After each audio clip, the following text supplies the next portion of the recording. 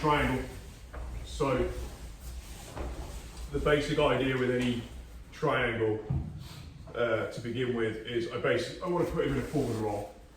So what I'm trying to split his hands, right, and effectively make him forward roll. So he ends up something like that. Right? I can't triangle. There's no point in trying to triangle people that have basically avoided the forward shoulder roll. If you can't get them moving forward, don't try to triangle. It's a waste of time. Even if you think you've got the shape of it, if they get into a decent posture with their spine line, it's not going to happen. What we're going to do to begin with on this is we're going to assume that we've broken his posture. We're going to start in the triangle position, okay?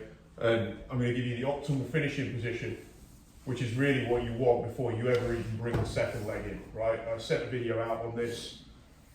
If you didn't watch it, you're going to be partnered with people that did, so you'll figure it out, but ideally you want to watch this stuff before. So if you come around this end without getting in the way of the camera, I really want to make I want Pete the perfect shoulder roll before I really start putting any real energy into this. So the way I would define the perfect shoulder roll within this position is that I'm basically trying to push Pete's wrist to his iliac crest. Right, that's really where I want this arm to begin with. My iliac crest, so these bony bits that are on the front, and I don't mean below, I don't mean above, I mean literally on the iliac crest. I'm trying to get that as near down. My iliac crest is on his elbow. Okay, so that's part of it. And what I'm really now trying to do is to take my body this way as much as possible. Now, he's a little bit lower than I'd ideally like him, but this will work. The perfect thing here would be actually about there, where these tendons on the back of your neck, everyone who's sat, just sit on your bum for a second with bent legs and feel these tendons that are here when you start to flex.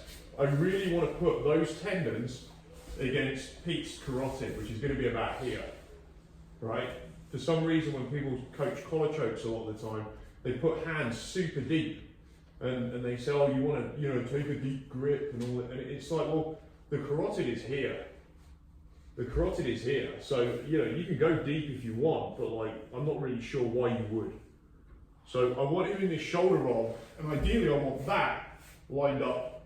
That's the ideal world, which is why I recommend a lot of the time when you're doing these, you're pushing.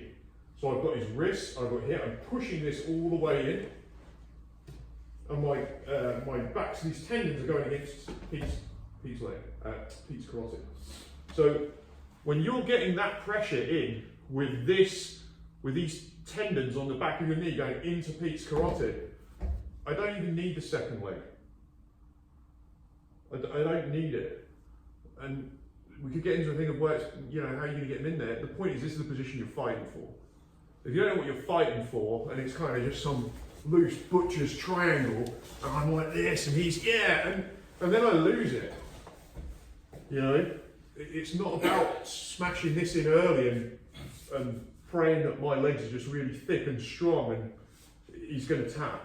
I really want to be thinking about, if I'm going to put this second leg in, that I've actually put the work in to get in the correct connection, the correct shape. You notice how he's basically holding himself up in a shoulder roll, and I want that back of that knee, so these tendons are cutting into his carotid. And then I can always invest all this in it as well, but like, why do that?